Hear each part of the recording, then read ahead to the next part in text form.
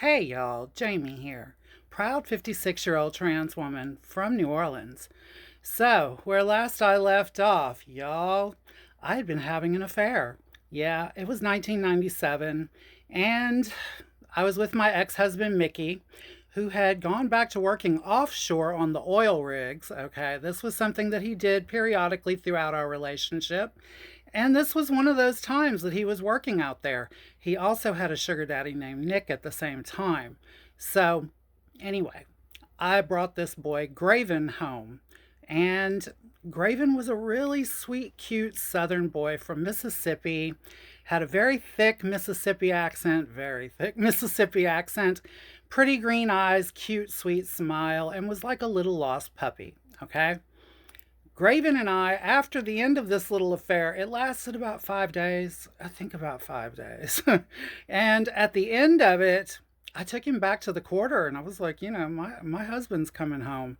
You got to go. Age old story with wives that are having affairs. The husband's coming home. You've got to go. So I brought him back to the quarter, Graven back to the quarter, and he proceeded to get into a fight down the street with some dude. I don't know who, I don't know what about, but he got into a fight down the street and got his ass handed to him. He was beat to a little bloody pulp, okay? Petey looked like Petey with a black eye and everything, all right? So he comes into the bar, the Le Roundup, where I was working. He comes into Le Roundup and I sit him down and I'm trying to clean him up a little bit, and he's like crying and begging me, I'm in love with you. Would you please consider giving me a chance? I know I can't offer you what Mickey can. I know I can't give you the stability he can, but I love you. Would you please just give us a chance? I didn't feel good about having to say no way, but at that point, Mickey and I had been together for about 7 years. Yeah, 7 years at that point. And I wasn't going to leave him at that particular point in time, even though I felt like I was in a rut with Mickey.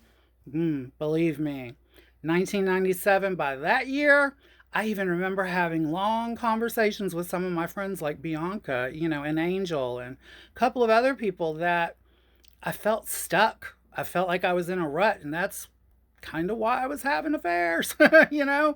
And anyway, so I had to tell Graven no. That was not going to happen. Not on my shift. I wasn't giving Mickey up quite yet. I knew that there had to be, I don't know, there needed to be some kind of limit reached, some kind of limit broken, some kind of line crossed, some kind of line crossed that couldn't be taken back. And that just hadn't happened yet for me, because as far as like having affairs and stuff like that, y'all have to remember we were both in the sex industry.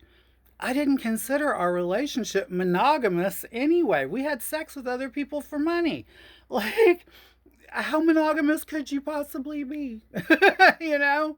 Anyway, so Mickey comes back from offshore. Now, around this time, y'all, my father and I were talking on a regular basis. I was living in Laplace. My dad was living in Destrehan, Louisiana, which is right up the road. It's just up the highway a little bit, about 15 minutes from my house at that time. So I was very close to him. And the thing is I had not been welcome at my father's house since I was a teenager. The last time I had been in their house was when I was like 13 or 14. No, I'm sorry, 14. I was 14 the last time I was in their house. Yeah. And that was the last time I'd been in their house. And now I was 27. Okay. But I hadn't gone over there yet. My father got in touch with me and he said that Gail, my stepmother, had finally given permission for me to meet my little brothers, who were now 9 years old. They're fraternal twins. They were 9 years old in 1997. At that point, they were 9 years old, right? So they come over.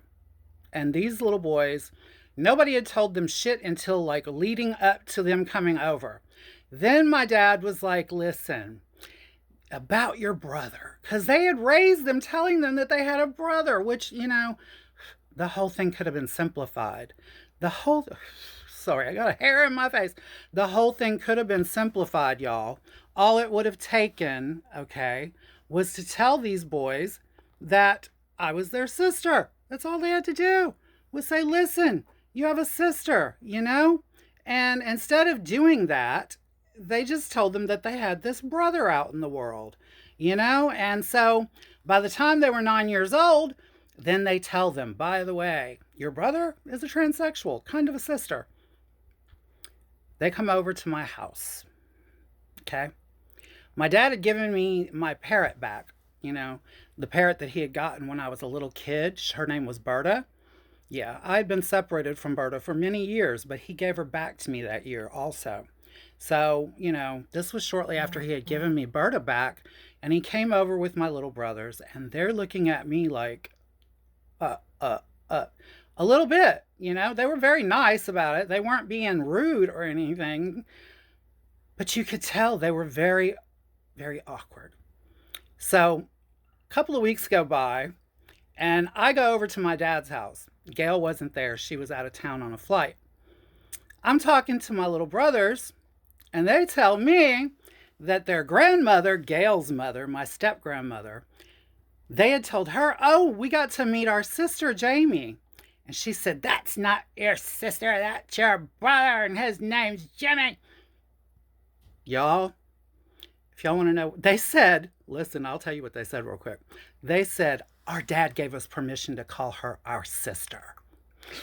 Oh, and if y'all want to know what happens next, darling, y'all know the routine. Be here next time, and I will too.